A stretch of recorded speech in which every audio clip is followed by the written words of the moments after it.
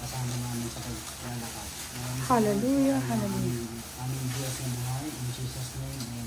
Amen, hallelujah. Please Lord, guide us, O Lord. Okay guys, pauwi na kami ng Fairview. Ilang years na kami dito sa Montalban, sa Blue Rock. Kaya kailangan na ho namin umuwi ng Fairview. Dahil sa bagyo, na-stay kami ng ilang araw dito. Nako po. Okay, ingat po sa amin. Yan guys.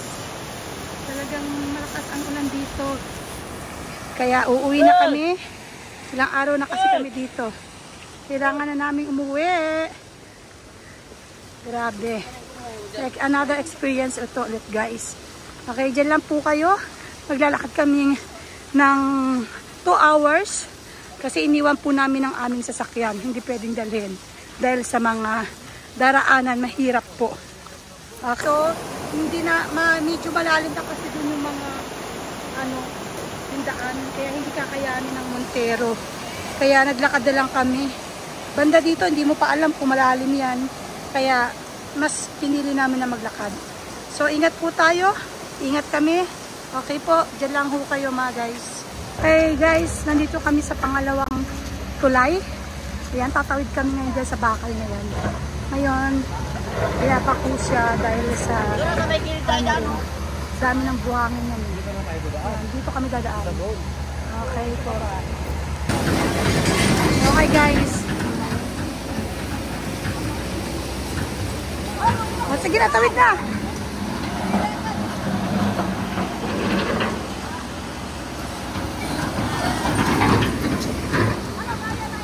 Sige yan.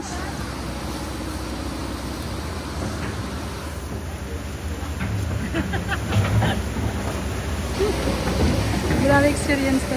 Okay guys, tatawid kami dito. Malaya mo yung bata. Ta! Anak ni mama. Ta! Tatawid kami dyan guys. Agoy ko po. Medyo mababaw naman. Kaya naman siya. Kaya yan. Oh, ay, okay guys. Aray, ang sakit sa paa. Ay, pucha, sakit sa paa. Wait lang. Ang sakit din sa paa. Aray, malakas din siya. Aray ko po. Ay! Pagsige yan sa... Okay guys, pang-apat na ilog na kami. Yan. Ito naman ang aming lulusungin. Okay naman na siya. Kayang-kaya na. Grabe yung kanina, mga guys, ang lakas ng impact ng tubig. Akala mo mahina lang siya. Pag mahina ang tuhod natin, hindi kakayanin. Ito, kaya na po natin to. Yan. Pang-apat na po ito. Last na lang po na ilog, pabalik. Pabalik na kami sa Fairview po mga guys. At ito na nga mga guys ang iba pa naming mga nakasabay sa paglabas papuntang Blue Rock Lagoon. At talaga naman hirap na hirap sila lalo na sa mga mayroong mga motor. Talagang abot at lakas talaga ang kailangan dito. Okay, ingat tayo lagi guys. Diyan lang ho kayo.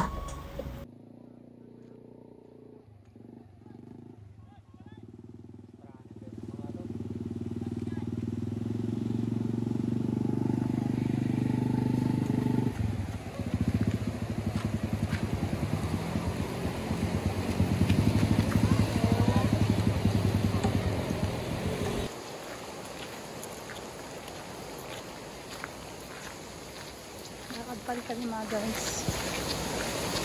Yan. Mga 1 oras pa kami maglalakad. Diyan lang po kayo. Hello.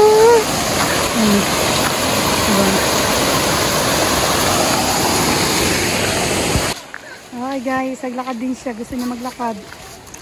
Ayan. Ayaw niya magpabuhat. Magpababa sa kanyang papa. Oh, di ba?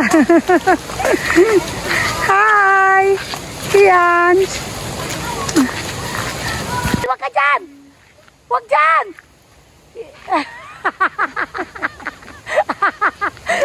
Alam din niya! Ayaw magpabihawa ko. Ay, yabang mo Kailangan namin bumaba, guys!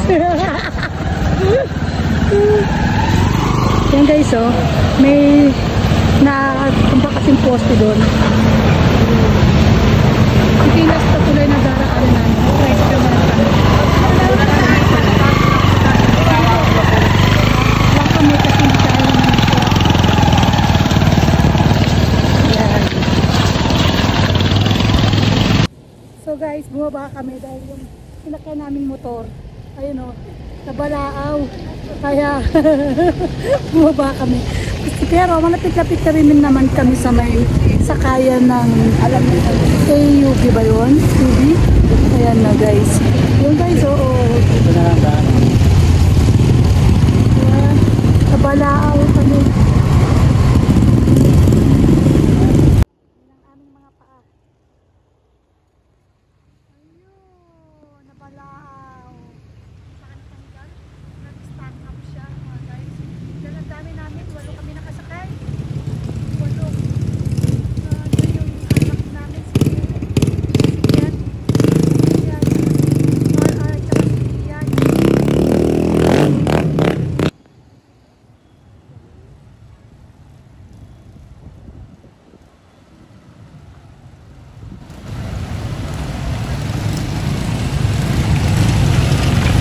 Grabe experience namin dito sa may Montalban, Lola Lagoon. Pero nakakatuwa, at least meron kami another experience na naranasan sa lugar na ito. O, di ba?